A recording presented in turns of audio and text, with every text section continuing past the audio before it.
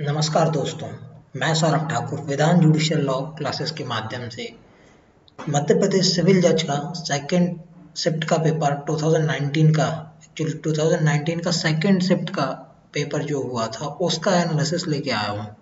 हम लोगों ने अभी पहला पेपर आपके सामने डाला था, अपलोड किया हुआ है। 2018 का भी किया है फर्स्ट एंड सेकंड पार्ट, और अब सेकंड पार्ट कर रहे हैं 2019 का। जैसा कि आप सभी को पता है कि हमारा विधान जुडिशियल लॉ क्लासेस आप के लिए बहुत सारे सेगमेंट्स अभी चला रहा है, तो आप फॉलो करते रहिए ताकि आपका होने वाला जो सिविल जज का पेपर है उसके लिए बहुत हेल्पफुल रहेगा। तो ठीक है,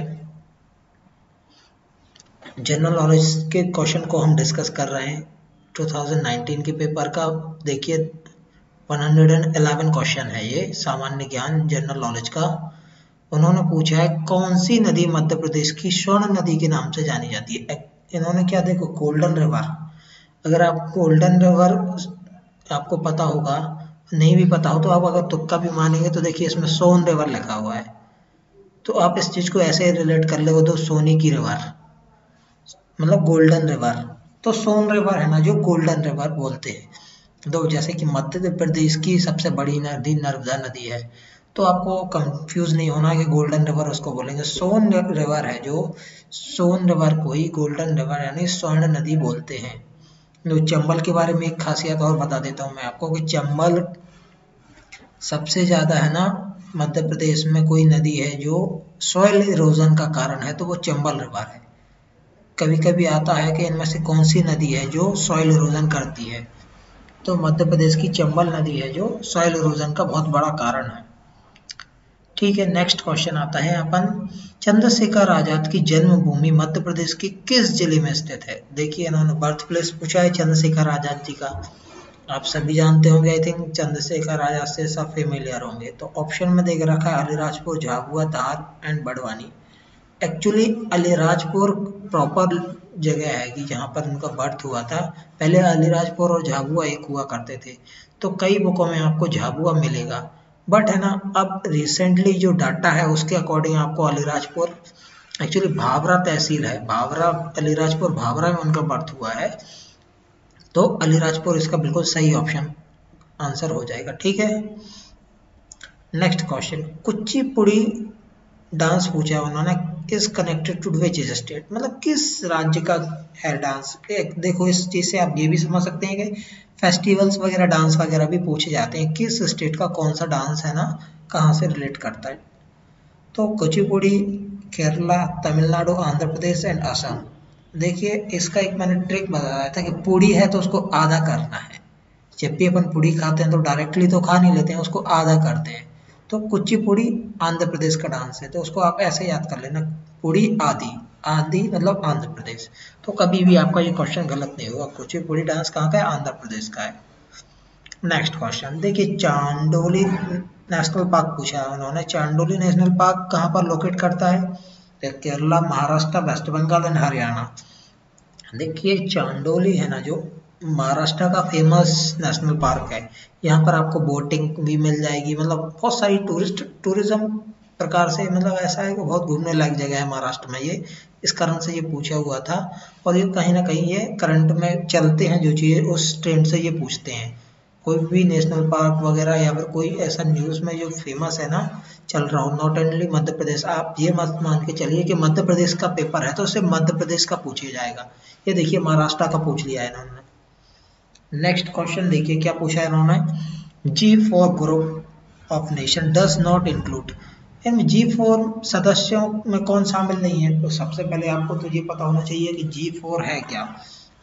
जी फोर एक संस्था है, चार नेशंस की है, जिसमें जर्मनी, ब्राजील, इंडिया और जापान। जर्मनी क्या है, दो Germany, India, Brazil and Japan, इसमें श्रीलंका इंक्लूड नहीं है। तो आपको ये चार कंट्री याद होना चाहिए जी फोर की।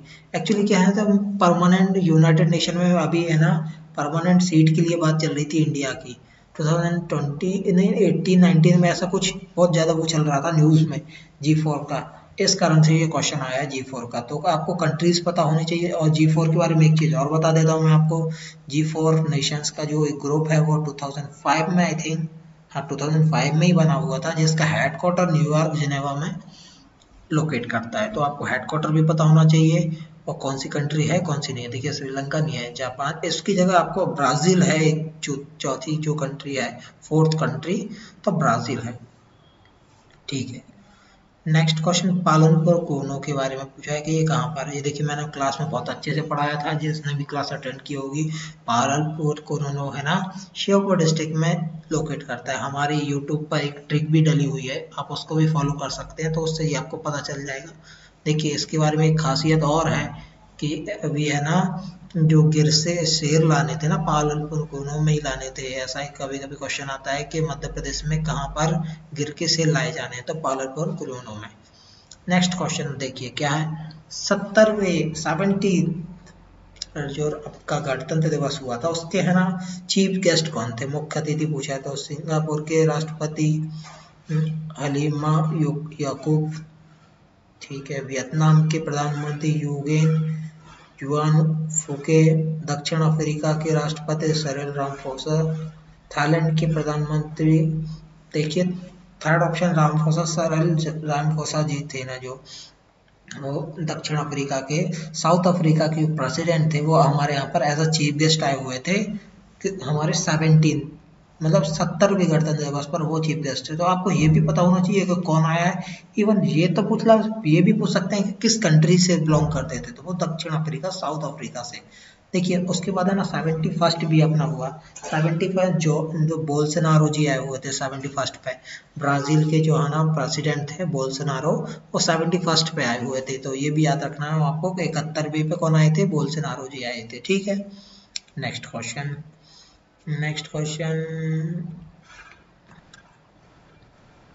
हाँ, अब ये देखिए इन्होंने पूछा है पहले यूरोपीय जिन्होंने भारत में समुद्री व्यापार केंद्र स्थापित किया।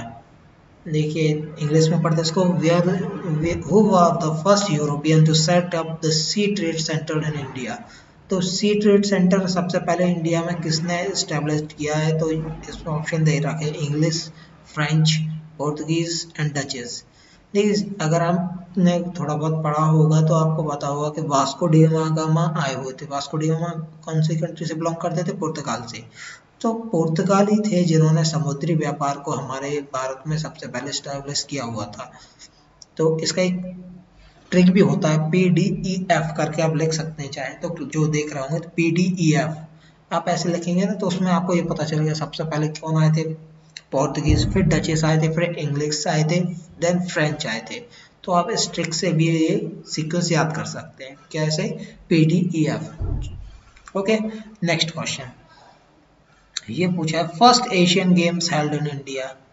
अरे ये तो भाई सबसे कॉमन क्वेश्चन है, और ये हमारे भारत का पहला ही बार जो एशियन गेम हुआ था न्यू दिल्ली में, तो सब ने देखा होगा आई थिंक, जो अब यूट्यूब पे पड़ा हुआ है, बहुत अच्छे से सेलिब्रेट किया हुआ था इंडिया ने।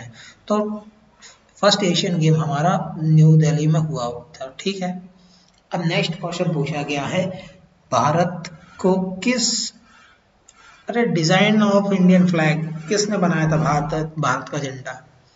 भारत का झंडा किसने बनाया था, देखिए अल्लूरी सीतारामजू जी नहीं, बिल्कुल पिंगलिया वेंकैया बिल्कुल इन्होंने ही बनाया था, सरोजिनी नायडू जी ने नहीं बनाया था, पोट्टी श्रीरामुलू जी ने नहीं, आंध्र प्रदेश का अगर पूछा जाता है, पोट्टी से आंध्र प्रदेश भाषाई आधार पर बना था इन्हीं के कारण, पोट्टी श्रीरामुलू जी की डेथ के कारण। तो ये इनका नाम इसलिए इम्पोर्टेंट है, ये अलग चीज़ है। लेकिन अगर आपको डिज़ाइन का पूछा जाए तो पिंगलिया जी ने बनाया हुआ था। और रेशियो भी पूछा जाता है कभी कभी, भारत का जो नेशनल फ्लैग है उसका रेशियो क्या है, 3:2 होता है उसका, 3 रेशियो को हिंदी में क्या बोलते हैं, अनुपात। हाँ, तो 3:2 का अनुपात होता है, हमारे डिज़ाइन होता है जो हमेशा इस रेशियो में ही बनाया जाएगा हमारा नेशनल फ्लैग। अब देखिए बुक पूछिए, who was the writer of book क्या, ओलिवर ट्विस्ट। ओलिवर ट्विस्ट के राइटर कौन है, George Orwell, Henry Miller, Charles Dickens, गुटन ग्रेस। एक्चुअली ये चार्ल्स डिकेंस हैं जो इंग्लैंड के, इन्होंने लिखी हुई थी ये बुक ओलिवर ट्विस्ट। ये बहुत पुरानी बुक है, आई थिंक 1830s में आई थी, 1838 में आई हुई थी ये बुक, पब्लिश हुई थी। मतलब आप समझ सकते हैं कि इतनी पुरानी बुक भी पूछी हुई है। और जो फेमस राइटर्स हैं तो आपको उनकी बुकें याद रखनी है। हमारे मध्य प्रदेश, इंडिया, वर्ल्ड, आप जो फेमस राइटर्स हैं उनकी बुक आपको याद रखनी पड़ेगी कि भाई कौन सी बुक किसने लिखी हुई है। अभी रिसेंटली जैसे हमारे एक्स प्राइम मिनिस्टर ने लिख दी है, या फिर हमारे प्रेजेंट प्राइम मिनिस्टर ने लिख दी है, या फिर किसी नोबेल प्राइज विजेता है उन्होंने लिख दी है, तो उनकी बुकें आपको याद रखनी पड़ेगी। अब देखिए unit of measurement of electricity, ये मैंने बहुत अच्छे से क्लास में पढ़ाया था। इलेक्ट्रिसिटी को कैसे मेजर करते हैं, एम्पियर में नापते हैं। देखिए केल्विन टेम्परेचर है, कैंडला है ना, ल्यूमिनस इंटेंसिटी की है, मोल तो अपने आप में एक छोटी यूनिट है, तो है ना एम्पियर्स में नापते हैं करंट को। करंट को नापने की एक होती है इकाई, क्या होती है, एम्पियर्स। देखिए एक नेक्स्ट क्वेश्चन देकर रखा है, इसी से सेम ऐसा ही क्वेश्चन देकर रखा है। Light year is a unit of, light year is a unit of time, distance, light intensity. बिल्कुल टाइम नहीं होता है, डिस्टेंस होता है। अपन डिस्टेंस मेजर करते हैं लाइट ईयर से, जैसे अपन कहते हैं ना सूरज अपने पृथ्वी से कितने दूर है, तो कितने लाइट ईयर डिस्टेंस है, कितने लाइट ईयर डिस्टेंस नापते हैं, इकाई में यूनिट है लाइट ईयर डिस्टेंस की। ओके, अब देखिए नेक्स्ट क्वेश्चन आपके सामने आ रहा है, शक संबंध। शक संबंध कब स्टार्ट हुआ था, तो शक संबंध स्टार्ट हुआ था 1858 डीसी एस, नहीं 58 बीसी बिल्कुल नहीं, 78 डी 80 बिल्कुल नहीं, 80 बीसी मतलब होता है after death, before Christ BC मतलब होता है, और 78 बिल्कुल ये ऑप्शन सही हो जाएगा सकैरा का।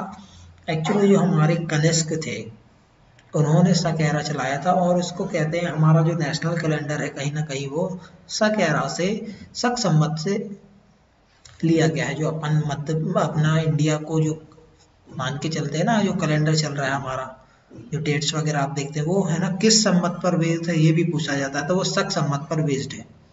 ठीक है, कनिष्क के द्वारा बनाया गया था। और हमारे एक विक्रमादित्य भी हैं उज्जैन के शासक, उन्होंने भी एक विक्रम संवत चलाया था, तो वो भी आप याद रखना, विक्रम संवत लगभग 9th सेंचुरी के आसपास बनाया हुआ था उन्होंने। ठीक है, नेक्स्ट क्वेश्चन ये पूछा है उन्होंने, on which date the national anthem was adopted by the constitution assembly. राष्ट्रीय गान को संविधान सभा द्वारा किस देश को अपनाया गया था, किस डेट को, एक्चुअली डेट पूछा उन्होंने, कब एडॉप्ट किया था, ये वर्ड आपको याद रखना है, एडॉप्ट। एडॉप्ट कब किया हुआ था, 1 जनवरी 1950 बिल्कुल नहीं, 24 जनवरी 1950 बिल्कुल सही ऑप्शन है इसका ये, 26 जनवरी 1950 को तो नहीं, 26 जनवरी को तो हमारा संविधान बन के तैयार हो गया था, और 26 नवंबर को फाइनल वो हो गया था हमारा संविधान बन के, 26 जनवरी को लागू हो गया था। देखिए तो 24 जनवरी को हमने है ना एडॉप्ट किया था किसको, नेशनल एंथम, राष्ट्रगान के बारे में पूछा। देखिए ऐसी डेट्स वगैरह दे देते हैं कि राष्ट्रगान कब अपनाया गया था, नेशनल एम्बेल कब अपनाया गया था, कुछ डेट्स वगैरह आपको याद रखनी पड़ेगी। कौन सा आंदोलन का भी पूछ लेते हैं कि ये आंदोलन कब हुआ। देखिए अब देखिए नेक्स्ट क्वेश्चन बिल्कुल इजी क्वेश्चन आया है, तेलंगाना जो कौन से नंबर का स्टेट है, तो हमारा 26 का नहीं है, 26 का नहीं है, 27 का नहीं है, 28 का नहीं है, 29 नंबर का है। तो 29 नंबर का हुआ करता था एक्चुअली, अब तो फिर से 28 हो गए हैं, और अब हमारी कितनी 7 की जगह 9 यूनियन टेरिटरीज हो गई, जब से जम्मू कश्मीर का बाइफर्केशन हुआ है ना, मतलब उसको यूनियन टेरिटरी डिक्लेयर कर दिया है, पहले स्टेट हुआ करता था, तो फिर इसकी जगह कितने हो गए, 28 फिर से हो गए हैं। तेलंगाना उस समय हुआ करता था। ठीक है, नेक्स्ट क्वेश्चन, डॉक्टर चंद्रशेखर को वर्ष 1983 में है ना नोबेल प्राइज मिला हुआ था, तो चंद्रशेखर जी का देखो, एक चंद्रशेखर आजाद का पूछ लिया गया, यहाँ पे चंद्रशेखर जी का पूछ लिया है। तो जो चंद्रशेखर जी है ना हमारे फिजिक्स के है ना साइंटिस्ट थे एक्चुअली। चंद्रशेखर लिमिट अगर आप लोग इसके इनके बारे में सर्च करेंगे ना, तो चंद्रशेखर लिमिट दी हुई थी इन्होंने, डिस्टेंस वगैरह कुछ है ऐसा उनका मेजरमेंट का यूनिट, तो चंद्रशेखर लिमिट दी हुई थी, वो फिजिक्स के साइंटिस्ट थे, फिजिक्स के उनको नोबेल प्राइज मिला हुआ था 1983 में चंद्रशेखर लिमिट के लिए। ठीक है, तो इनका संबंध किससे, फिजिक्स से है। सबसे कम उम्र के क्रांतिकारी जिनको मौत की सजा दी गई। देखिए क्वेश्चन पहले भी फर्स्ट शिफ्ट में भी पूछा गया है और सेकंड शिफ्ट में भी। खुदीराम बोस का मैंने अभी रिसेंटली आपको बताया था, जो हमारा प्रीवियस लेक्चर है उसमें, चाहे तो आप उसको फॉलो कर सकते हैं। 18 साल के थे जब इनको है ना फांसी की सजा दी गई थी। ठीक है, तो भगत सिंह, सुखदेव और राजगुरु में सबसे छोटे थे खुदीराम बोस जी। ठीक है, एक्चुअली मैंने इसका लेक्चर फर्स्ट लेक्चर देखा ना, आपको पता चल जाएगा इनके बारे में। वायसराय, ये पूछा है इन्होंने, वायसराय कौन था जब रॉलेट एक्ट आया हुआ था? तो उस समय वायसराय कौन था? देखिए लॉर्ड इरविन नहीं जी, लॉर्ड रीडिंग नहीं थे, चेम्सफोर्ड बिल्कुल सही, बेवल तो बेवल प्लान आया था वो अलग चीज है। तो लॉर्ड चेम्सफोर्ड थे, 1919 में आया था रॉलेट एक्ट, जिसके विरोध में जलियांवाला हत्याकांड हुआ था। अगर आप लोग ने थोड़ा बहुत फॉलो किया होगा इस चीज को कि 1919 में जलियांवाला हत्याकांड हुआ था, तो यही एक्ट था वो 1919 का रॉलेट एक्ट, इसलिए पूछा गया है। तो जलियांवाला बाग की है ना 150वीं जयंती भी थी आई थिंक 2019 में, इस कारण से ये क्वेश्चन आ गया है। तो आप करंट से इस चीज को रिलेट करना। नेक्स्ट क्वेश्चन देख रखा है इन्होंने, बाण सागर बांध के बारे में पूछा है इन्होंने। बाण सागर बांध किस नदी पर स्थित? देखिए तो ये सोन रिवर पे है, बिल्कुल सोन रिवर से दो क्वेश्चन आ गए। एक तो उसको सोन लिखा, मतलब गोल्डन रिवर भी बोलते हैं, और बाण सागर बांध भी सोन रिवर पे बना हुआ है। तो देखिए एक ही रिवर से दो दो क्वेश्चन आ गए आपके लिए। तो आपको रिवर्स वाला टॉपिक भी बहुत अच्छे से पढ़ना पड़ेगा कि कौन सी रिवर को क्या बोलते हैं, उसकी लेंथ कितनी है, उसमें कौन सा डैम बना है। देखिए मैंने बाण सागर डैम के बारे में आपको बताया था कि ये 3 राज्यों के बीच बनी हुई है, मध्य प्रदेश, उत्तर प्रदेश और बिहार के बीच। सोन रिवर पे बाण सागर डैम बना है। एक्चुअली जो बाणभट्ट थे उनके नाम पे ये बाण सागर डैम बना हुआ है। तो इससे इतने सारे फैक्ट आपको पता चल गए। ठीक है, हम नेक्स्ट वीडियो आपके सामने हम अपलोड करेंगे नेक्स्ट पेपर का। आप हमारे चैनल को सब्सक्राइब करें और फॉलो करते रहें, अगर सब्सक्राइब करना हो तो करें, अदरवाइज आप फॉलो करते रहें। आपका सिविल जज का पेपर में हमसे जितना योगदान होगा हम दे रहे हैं, और आप हमसे जीएस भी पढ़ सकते हैं, हमारी क्लासेस चल रही हैं। Okay, thanks.